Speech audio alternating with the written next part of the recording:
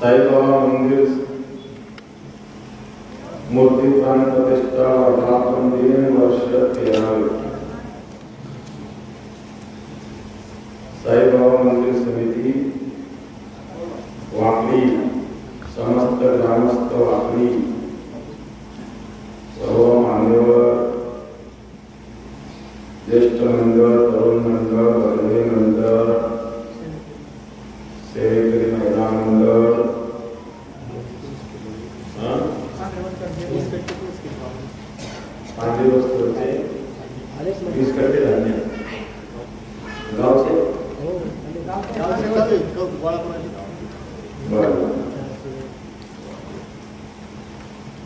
साईबाबा मंदिर मूर्ति प्राण प्रतिष्ठा वर्धापन दिन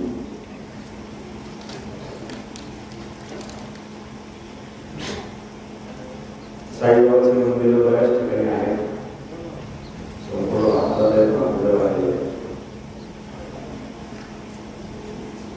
संत आहे संत आणि भगवंत हे भिन्न नाहीये देवते संत निमित्त त्या पूर्णिमा मागे बऱ्याच वेळेला श्रीच्या नववारलेलं कुठलं साईबाबा साईबाबा हे हिंदू मुसलमान हे सिद्ध करण्याचा अनेक प्रयत्न करतात हिंदू असेल किंवा मुसलमान असेल कोणी असेल साधू साधू साधू कोणत्या धर्माचे असते कोणत्या जातीचे असते सर्व जातीमध्ये साधू आहेत वारकरी संप्रदायामध्ये सुद्धा मुस्लिम संत होते कबीर मोहम्मद मुसलमान सेना नाविदान वृंदावनला रसखान नावाचे संत रसखान मुसलमान भगवान कृष्णाची भक्ती निश्चित भक्ती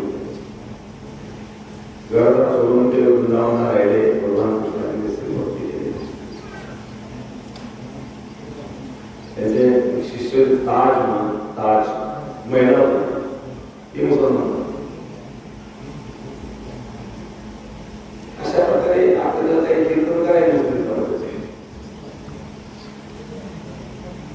धर्माचा एकमेकांचा विरोध नसतो काही नसावा काही धर्मामध्ये काही विकृती करतात त्या विकृती करता बोलावा तो भाग वेगळा विकृती आपण ते हिंदू धर्मामध्ये सुद्धा काही विकृती होत्या त्याच्यावर सुद्धा विरोध करणे नंतर त्या रूढी बंद झाल्या तर सतीची प्रथा त्याची सतीची रूढी प्रथा नव्हती तर सत्या धर्म काही स्वार्थी लोकांनी स्वार्थापोटी सती रूढी नव्हती सती आहे सती भगवान शिवाची पत्नी होती दक्षाची कन्या होती श्रीमद भागवताच्या तृतीय स्कंदामध्ये दक्षाला 16 कन्या होत्या त्या 16 कन्यांपैकी सती एक कन्या होती तिचा विवाह भगवान शिवाय हे सोयरी दक्षाला मान्य नव्हतं सती म्हणजे नाही मी विवाह करेल तर शिवाशीच करेल मी पाहणे आता मुलगी जर बाबा म्हणजे आमचे विवाह करेल करणार इच्छा दक्षिणे मान्य नव्हतं ज्याला एखादी गोष्ट ज्याला मान्य नसते ते घडते ना, मग ती आयुष्यभर खटकेलं होत राहते. असं कोणत्या कारण त्या मान्य नाही ना, मान्य नसल्यामुळे त्याच्या त्या गोष्टी मान्य होतात.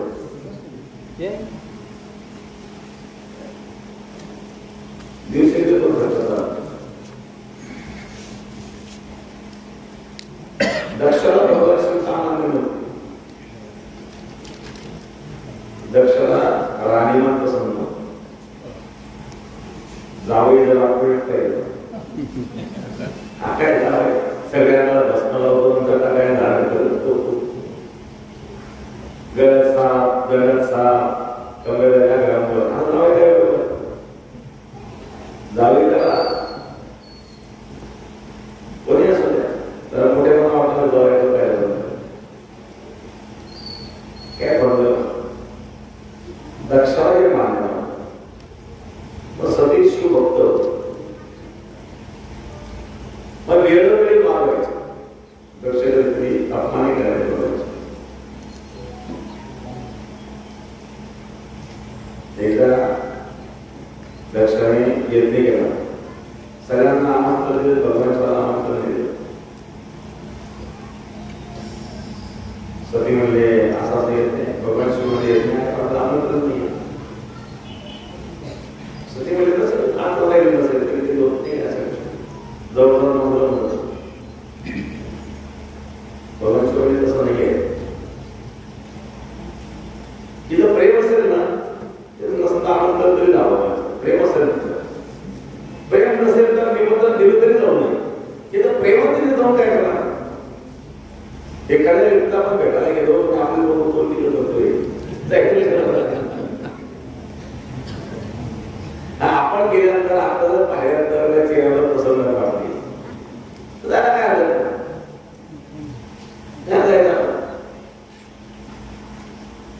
सगळं ऐकलं नाही. कारण कोणी महिला असं मायेबद्दल प्रेम वाटत माय म्हटलं. आणि सगळ्याचा उद्देश का होता की जो संबंध आपण तयार झालेला हा संपणार नाही. वेस्ट करून काय होत आहे असते सुद्धा कोणाच्या का असणार. हळूहळू एक कार्यक्रमाच्या निमित्त कसं झालं म्हणजे मनातल्या काही गोष्टी गेलं पाहिजे. काही कार्यक्रमामध्ये जरी जमत नसलं तर विशिष्ट कार्यक्रमात लग्न कार्य जमत नसलं जातो का भेटतोच. काळ करावा असेल श्राद्ध असेल भाव जमत नाही पण कार्यक्रम म्हटलं तर कमीत कमी सगळ्या सोयी झाले असतात. गेलं पाहिजे फोटो करा फोटो. सतीची ही इच्छा होती की आपण गेलं भगवान शिवला नाही जायचं. सती ऐकायचं का जायचं जा म्हणलं तू काय ऐकत नाही. पण भगवान शिवानी सती सांगितलं दोन गोष्टी लक्षात ठेव. जेव्हा आपलेच लोक आपला अपमान करतात परक्या व्यक्तीने केलेला अपमान सहन होतो पण आपले जेव्हा आपला अपमान करतात सहन नाही होत. समजा स्वतःच्या मुलांवर बाबाचा अपमान केला तर बाबा सहन नाही होता.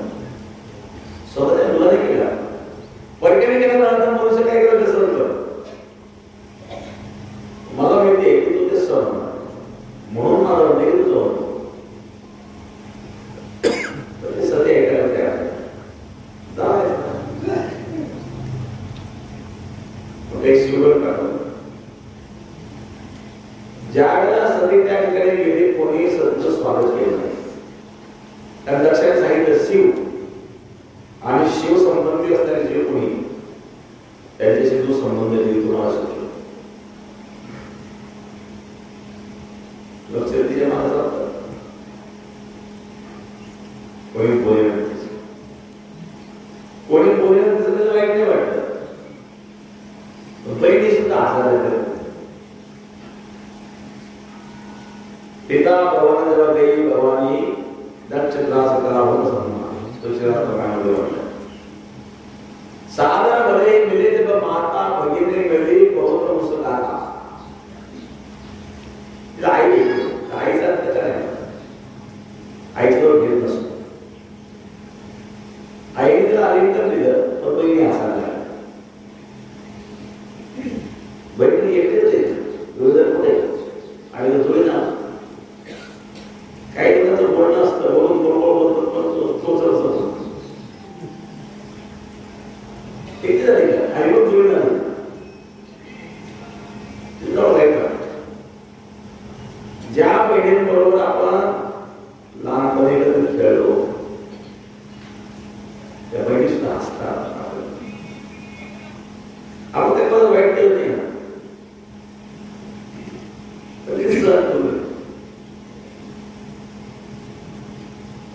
ज्या वेळेला ते फिरली आईला विचारलं आई मी असं पण नावत कोणी माझ्याशी बोलत नाही, माझ्या कोण असते तुमच्या इतर मुलींप्रमाणे मी पण मुलीच आहे, मला ते वेगवेगळा का दिलं आहे. आईने सांगितलं त्याला एकच कारण आहे की तुझं जे लग्न झालं तेव्हा बापाने मान्य नव्हतं, ऐकलं नाही, त्यामुळे बापाची नाराजीमुळे इथं दिसते. किती बापा उठलं गेली ठीक आहे, तुमची नाराजी थोडी पण नाराजी असू शकते, मनाच्या विरुद्ध घडलं इतक्या टोकाला जाण्याचं काय कारण आहे. एवढ्या नाराजीवर इतक्या टोकाच्या भूमिका घेणं आणि इतर सगळ्यांचे आस्था तुम्ही लावलेले आहे. कारण दक्षाला 16 कमी मिळाले, सगळे जागा तुम्ही बोलवलं. आता माझे पती तर आले नाही होते, त्यांचा आश्रय पाहिजे आसून पण नाही झालं. काय केलं असं सतीने बापाला दाब विचारला. दक्षिणे सांगितलं सती मित्रा म्हणलं होतं ते तू काय स्मशानात काय राहतो, भस्म काय लावतो, साप काय करत राहतो, सभ्यता शोधण्याची गोष्टी काय आपण सभ्यता बसावं लागतो. काय नाव दिलं होतं असा बऱ्या प्रकारचा का सगळे आम्हाला भस्म आता एवढे सगळे प्रतिष्ठित बघितलं ही सुद्धा तुझा नवरा आला मला आपण मला कसं म्हणजे तुला एखादा चांगला राजकुमार पाहून दिला असता तर काय काय बोलला काय केलं सगळं ते खटाळलं. सगळे सांगितलं नाही माझ्या माहेरी झालेला माझा अपमान मी सहन करू शकतो, माझ्या पोरीचा अपमान मी सहन करू कोणी काही असो ते माझे पती आहे आणि त्यामुळं ते सतीला सहन करणार नाही. आणि सतीने काय केलं आपला योगाग्नी वर्तवला शरीरातला आणि अग्नी वर्तल्यामुळं सतीने स्वतःला जाळून दिलं.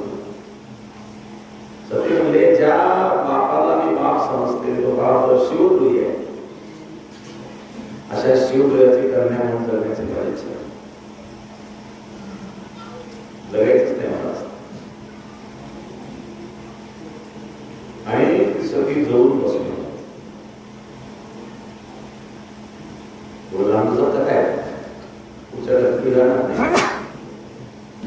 पतीवर असणाऱ्या प्रेमामुळं त्यांनी स्वतःला जाळून घेतलं.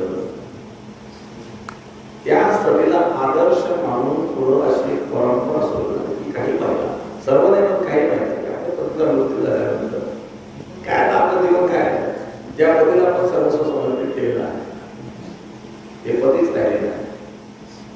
प्राणापेक्षा जास्त प्रेम पतीवर गेलेले आता जगण्यात तरी काय आहे. अशा भावनेने त्या पहिला सती जायची. भावनेचा विषय तर तो कालांतराने त्याचं वृत्त रूपांतर असं काही बंधन नव्हतं कोणाला की सती गेलं पाहिजे, परंतु एक त्या सतीला आदर्श म्हणून पतीवर प्रेम आहे आणि पती मुळ सर्वस्व आहे आणि आता पतीच राहिलं नाही काय जगाला काय महत्व आहे आपल्या जगण्यात तरी काय आहे असं म्हणून त्यांनी भाषा केल्याचं काही उदाहरणं तयार त्याला सतीत्व.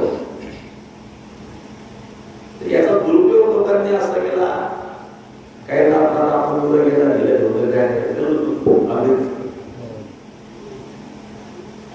असे प्रकार घडले आणि म्हणून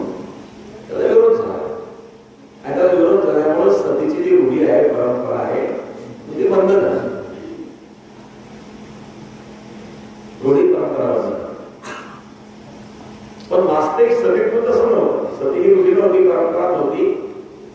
एक सतीने जेव्हा आपल्या पतीकरता प्राण सोडला तर तिला आदर्श मानून काही महिला त्याप्रमाणे सती जायच्या आणि असे उदाहरण पुराणामध्ये पाहायला मिळतात. पंडू राजाला जेव्हा मृत्यू झाला, पंडूला कुंती आणि माद्री दोन पत्न्या होत्या. माद्री सती गेली होती, कुंती राहिली, त्या मुलांना पण सांभाळलं. कुंती म्हणजे तुम्ही जाते सती, पण माद्री होते नाही. माझ्यामुळे हे घडलेलं आहे, कारण पंडू राजाला शाप होता, तू जर तुझ्या पत्नीला स्पर्श केला तर नसेल. मनुष्य आहे, त्याला एकदा आवडलं नाही, त्याने पत्नीला स्पर्श केला, त्याच्यामुळे मातेला माझ्यामुळे अशा सत्य गेलेले अनेक उदाहरण पुराणामध्ये पाहायला मिळतात. त्यांना कोणी बरोबर तोडला असा अर्थ नाहीये.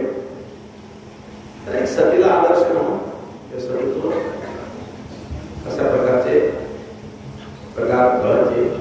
परंतु ज्या वेळेला बळजबरीने एखाद्या स्त्रीला जोडले गेलं आणि त्याचा जो आकार झाला म्हणून सती प्रकार म्हणतात. अशा काही रूढी, काही परंपरा मध्ये विकृती येत असते. त्या विकृतीला विरोध असतो, तो कुठल्या धर्मात नसतो. म्हणून कुठल्या धर्माला विरोध नसतो. साईबाबा समजा कोण आहे, हिंदू आहे का मुस्लिम आहे, हा विषय वेगळा आहे, ते कोणत्या धर्मात नसतो, ते संत आहेत. तुकाराम महाराजांच्या काळामध्ये अंगळशा वगैरे होता. अंगळशा वगैरेचं उदाहरण तुकाराम महाराजांच्या चरित्रामध्ये येतं. त्याचे तुकाराम महाराज संबंध होतो. त्याचा काही तुकाराम महाराजांनी अंगळशा वगैरे काय मुसलमान मंजूर केला काय साईबाबांबद्दल जो प्रकार उत्तर भारतातलं काही सामान्य जे सिद्ध करण्याचा प्रयत्न केला आहे ते चुकीचं आहे. संत संतांना ओळखतात. सद्गुरू गंगाधरी महाराजांनी साईबाबाची ओळख सांगायला करून दिली. गंगागिरी महाराज एक सिद्ध संत होते, समकालीन संत होते, साईबाबापेक्षा वयाने वडील होते. आणि गंगागिरी महाराजांचा संपूर्ण महाराष्ट्रामध्ये सन्मान होता. स्वतःच्या लोकांनी गंगागिरी महाराज खूप मोठं कार्य वाटले. जो महाराजांना परमात्मा गंगागिरी महाराज, तुकाराम बाबा खेडेकरांना परमात्मा,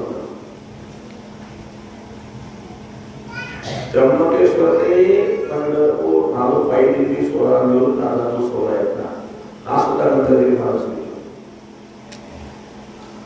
बांधास महाराज बेलापूरकर गंगागिरी महाराज होते. नाशिकचे पाटील वरपूरकर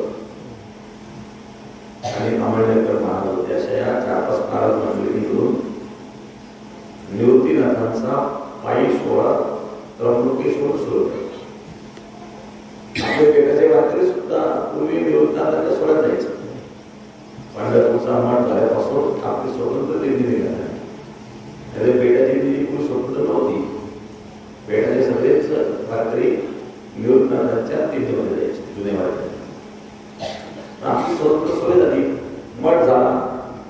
मग गुरुदेव नारायणगिरी महाराजांच्या काळामध्ये आपली पंढरीची वारी सुरू झाली.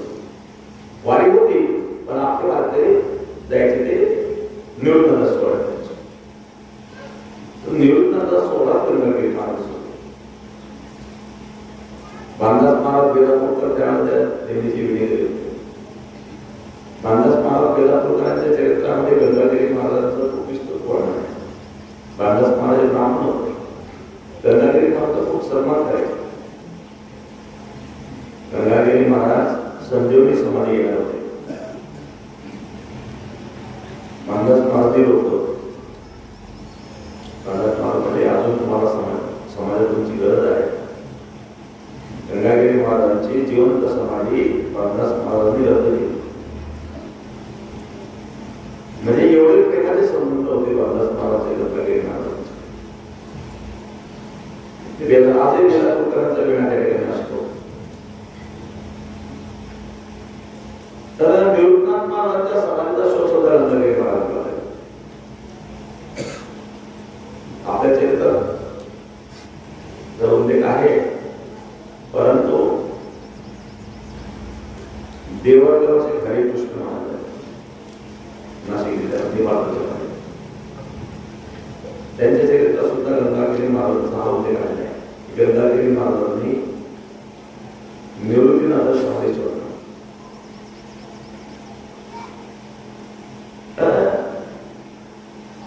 एकदा ते रामकृष्ण महाराज लोहितकर त्यांना एकदा विचारलं होतं, म्हणजे गंगागिरी महाराजांनी निवृत्तीनाथ महाराजांच्या समाधी शोध लावला, हे सगळ्यांना मान्य आहे. बाळाच्या सगळ्या वारकरी संप्रदायाचे टीकाकारांना मान्य आहे. या विषयात विरोध काय? कुणी महाराज या विषयात बोलत नाही. गंगागिरी महाराजांनीच शोध लावला असं का सांगत नाही. तेवढे गंगागिरी महाराजांनी शोध लावले हे मान्य करतात, सगळ्यांना माहीत पडत. पण न बोलण्याचे कारण आहे. काय कारण आहे? न बोलण्याचं कारण हे आहे की शोध जर गंगागिरी महाराजांनी लावला त्याच्या अगोदरची काय केली त्याच्यापेक्षा बरे म्हणून काही बोलत नाही. पण काय गंगागिरी महाराजांनी लावलं काय? बऱ्याचदा काही गोष्टी मागणी असतात, बोलत नाही. हे वारकरी संप्रदायामध्ये खूप मोठं कार्य गंगागिरी महाराज आणि साईबाबांची ओळख करून देणारे गंगागिरी महाराज होते शिर्डीकरांना. कारण संत भक्ताचा महिमा होते आणि आजच्या काळामध्ये साईबाबांना ओळख नाही कोण. ते शंकराचार्य सुद्धा साईबाबांच्या विरोधात बोलून मानत. तर अशा प्रकारे साधू ओळखणं एवढं सोपं नसतं. तुका म्हणे अंगी व्हावे ते आपण तरीच महिमा येईल कळो, तसा बनावं लागतं तेव्हा आणि म्हणून अशा प्रकारे साईबाबा एक मोठे सिद्ध असतात. एवढे लाख लोक त्या ठिकाणी येतात, सगळे आम्ही असं काही नाही, सिद्ध लोक आहेत. दिल्ली वगैरे येतात लोक, मुंबई पुणे साऊथ दक्षिण भागात अनेक लोक. एकदा आम्ही ऋषिकेशला गेलो होतो. ऋषिकेशला एक महिला भेटली, देहरादूनची महिला होती. पुढे त्याच्या नंबर त्या महिन्यात फोन केला, फोन केला, फोन भेटायचं. ऋषिकेशला ते मला भेटायचं, देहरादूनची. मी तो परिचय नाही काही, मी कोणतंच काय आमचा नंबर त्यालाच काय. तेव्हा शिर्डीतून एका शिर्डीत मला जायला असं तुमच्या नंबर सांगितलं, तुम्ही इकडं आलेले ते कळल्यानंतर मी म्हटलं काय विषय काय, मला शिर्डीला एकदा जाणं असतं, दर्शनाला यायचंय, भेट मी पाहिलेलं नाही. त्यांनी खूप खूप मोठं साईबाबाचं मंदिर बांधलं देहरादून. हा मागे नगराध्यक्ष रावत म्हणून त्याचा मी त्यांना विचारलो, तुम्ही इकडं देहरादून करून शिर्डी करून नेमकं शिर्डी कसं काय? त्यांनी सांगितलं मला महाराष्ट्रही माहित नव्हता, साईबाबा माहित नव्हते, शिर्डी माहित नव्हतं. मी बद्रीनाथचं दर्शन घेतलं. बद्रीनाथला मला साईबाबांचं प्रत्यक्ष दर्शन ते मराठी बोलायचे मला काही समजत नव्हतं. त्यांनी शिर्डी म्हणून सांगितलं. तर मी मला रस्ता सुद्धा त्यांचा आवडला आणि मी शिर्डीला यायला लागल्यानंतर त्यांनी शिर्डी साईबाबा बोलले हा अनुभव येतात. एका तालुक्याची नगराध्यक्ष राहिलेली महिला आहे, राहायला देहरादून उत्तर भारतात, ते शिर्डीला येते. हे लोक कसे जोडले जातात? एवढे काही ते बावळ लोक आहे असं नाही ना, मोठे मोठे लोक आहेत ज्यांना महाराष्ट्र सुद्धा माहिती नव्हता, त्यांना शिर्डी पुढे हे माहिती नव्हतं, तर त्यांना काय दृष्टांत झाला साक्षात्कार झाला. अरे आणखी एक दिल्लीची एक महिला एक रस्त्यानं शिर्डीला आल्यानंतर आमच्याकडे सीमादेवी म्हणून आपल्या शिर्डी जो सप्ताह झाला त्या सप्ताहामध्ये दिल्लीतल्या काही 20-25 महिला किचन मध्ये सेवा करायची.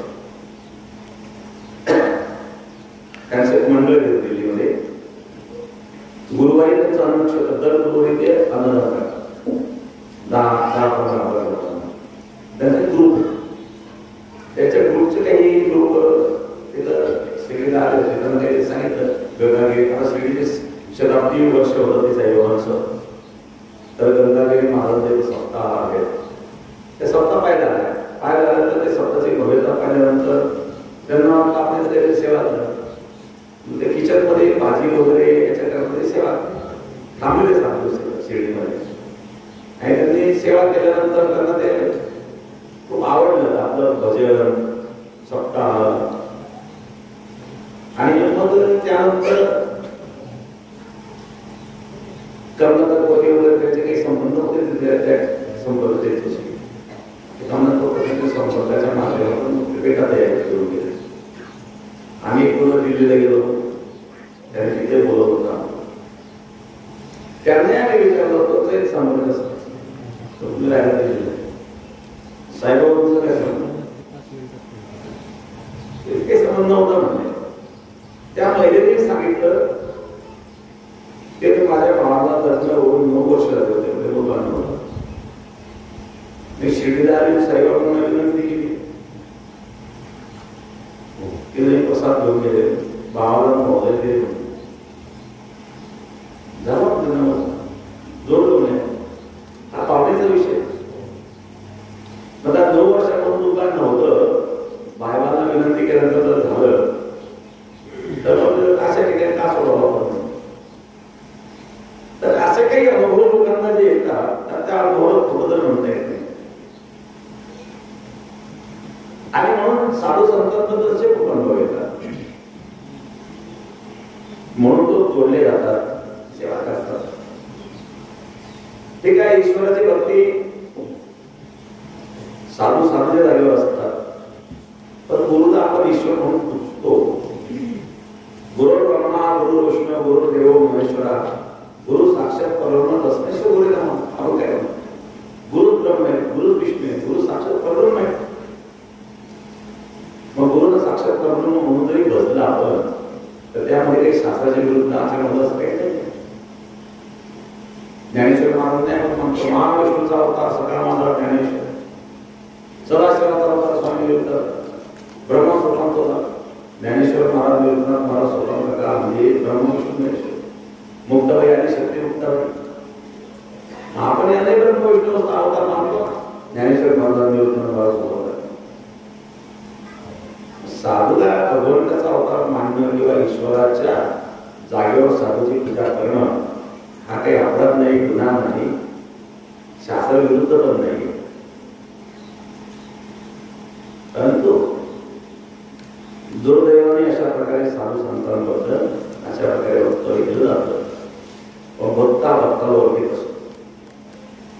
गंगागिरी महाराज एक दिव्य आणि सिद्ध महात्मा होते.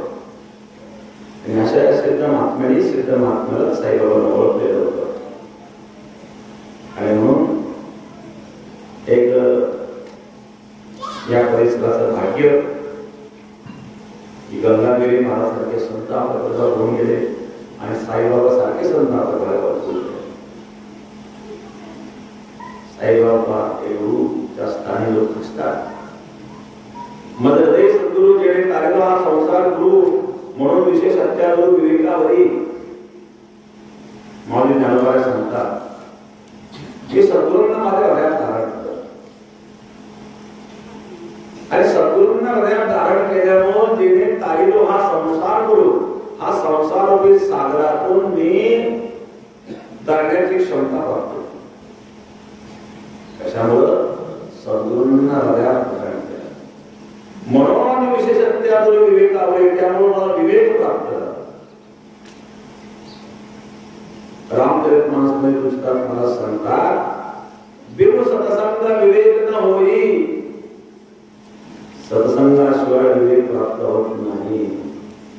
म्हणून विशेष अत्याचार विवेकावरी माऊली सांगतात समजदार सद्गुरूंच्या कृपेने सत्संगातून विवेक प्राप्त, योग्य काय अयोग्य काय सार काय असार काय हे जाणण्याची क्षमता निर्माण होते, निर्णय घेण्याची क्षमता निर्माण होते.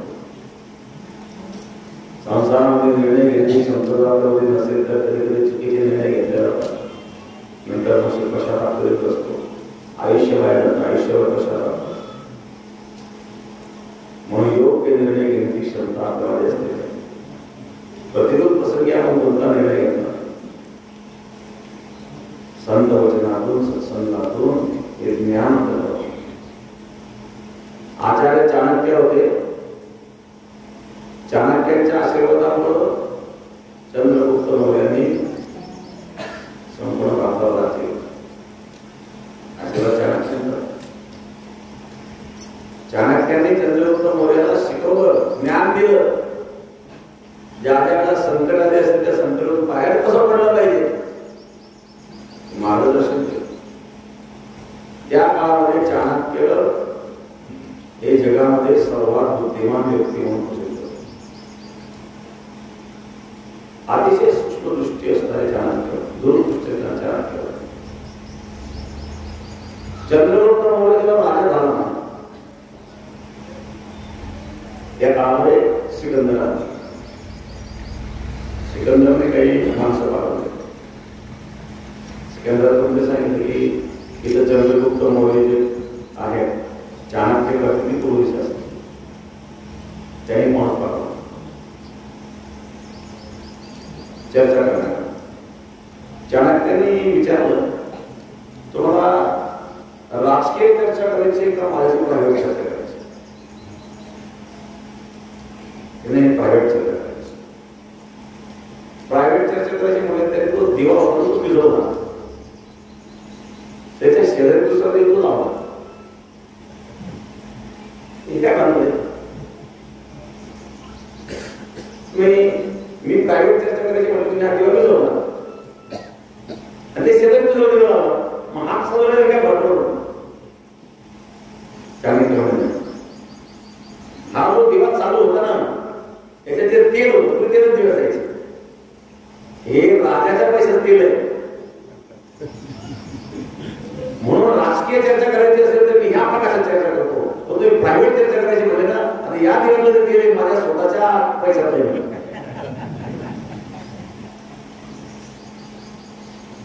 पण माझी प्रायव्हेट चर्चा करायची म्हणून मी राजकीय तेल का वापरू? याच्या राजकारणी शिकावं चाणक्यांनी.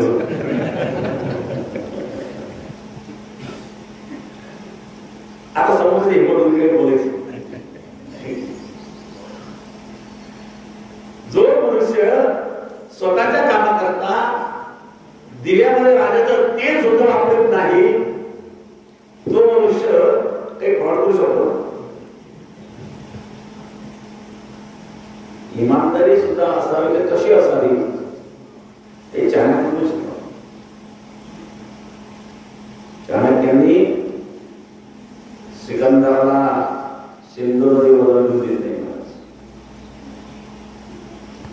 भारताला जिंकू शकले सिकंदर.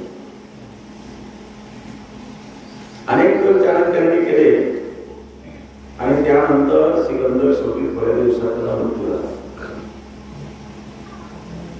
सिकंदरच्या मृत्यूचं कारण सुद्धा चाणक्यांनी अशी परिस्थिती निर्माण केली की हळूहळू असे पदार्थ त्याच्या जवळच्या व्यक्तींना खाणे दिले. श्लोक वजन करून गेले सिकंदर आणि प्रयोग सिकंदरावर चाणक्यांनी केले. कारण चाणक्याने सिकंदर समजून सांगितलं तुझ्या हव्यासा किती सैनिक काय हव्यास जग जिंकून काय करणार? जरी जिंकलं जग काय राहिलं? तो प्रेमाने जग जिंकता. तो एकाला जवळ करतो दुसऱ्याला मारतो. असे लाखो तू मारले आणि लाखो लोकांना मारून जर तू राज्य हळद करीत असते तर अशा लढणं तर काय? अशा प्रकारे चाणक्यासारखे बुद्धिमान आचार्य होते. चाणक्यासारख्या आचार्यांच्या मार्गदर्शनाने चंद्रगुप्त मौर्य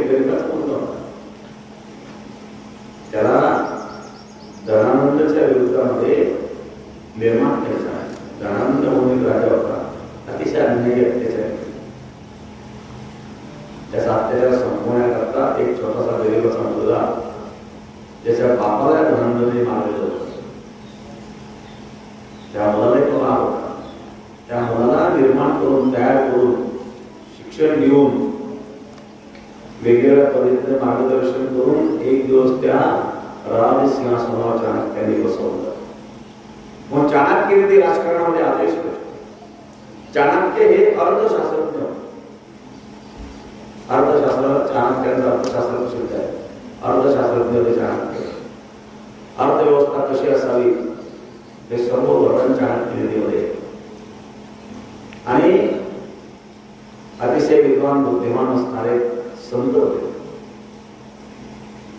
संतांचा आशीर्वाद असेल तर सर्वसाधारण मनुष्य सुद्धा देशावर राज्य करू शकतो. म्हणून संतांचं जीवन चरित्र आपण श्रवण करावं, संतांचा आशीर्वाद प्राप्त करावा, तर आपल्याला अनुकूलता मिळते.